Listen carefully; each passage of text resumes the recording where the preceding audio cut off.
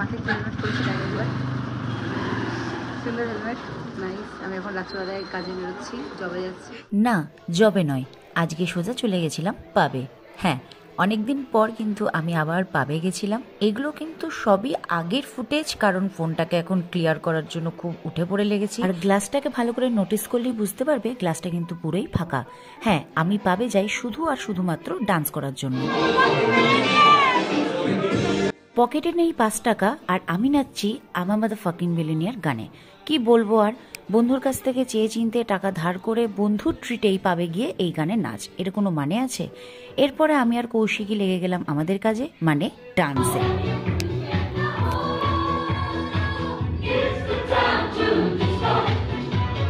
মানে আমাদের অবস্থা দেখে আশা করি বুঝতেই পারছো, পাশের সব টেবিলে কিন্তু মানুষ লাইটলি ডান্স করছে আর বেশি ড্রিঙ্কস করছে, কিন্তু আমাদের হাতে না ছিল ড্রিঙ্কসের গ্লাস, না ছিল ড্রিঙ্কসের বোতল। আমরা শুধু নেচে গেছি আর নেচেই গেছি, মানে পুরো নেচেই টাকা উসুল করে চলে এসেছি।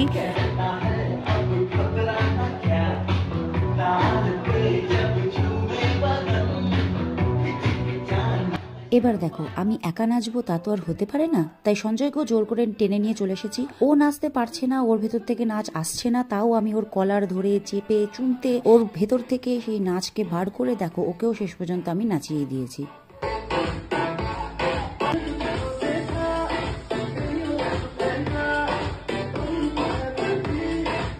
স্বরূপ আমার থেকে ভালো নাচছিল, এটা দেখে আমি দৌড়ে গেলাম ওর সাথে নাচবো বলে, কিন্তু ও এতই লম্বা যে ওর হাতের কুনুই আমি একটা জোরেই মাথায় বাড়ি খেয়েছি। লোক সমাজের ভয়ে সেটা বলতে পারিনি, তাই আমি আবার নাচা শুরু করে দিলাম নির্লজ্জের মতন।